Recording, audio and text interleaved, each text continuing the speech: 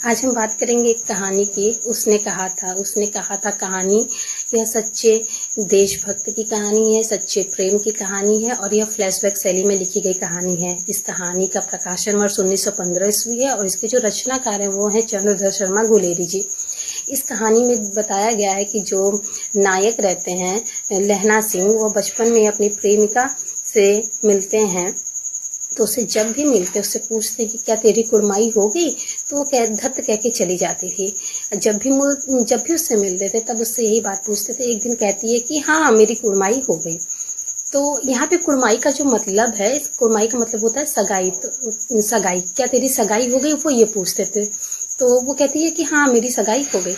और उसके बाद लहना सिंह 25 साल बाद अपनी प्रेमिका से जब मिलते हैं, अब इस समय जो लहना सिंह है वो फौज में रहते हैं और जो उनकी प्रेमिका रहती है उसके पति और उसके बेटे भी फौज में रहते हैं।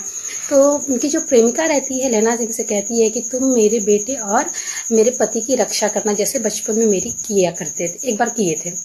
तो लहना सिंह बोलता है ठीक है।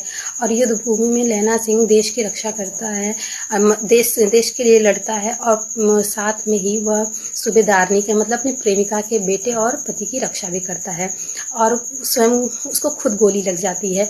तो वो क्या करता है कि लहना उस अपनी प्रेमिका के बेटे और पति को गाड़ी में बिठाता है। उससे कहता है कि सूबेदारनी से कहना कि उसने जो कहा था मैंने पूरा किया।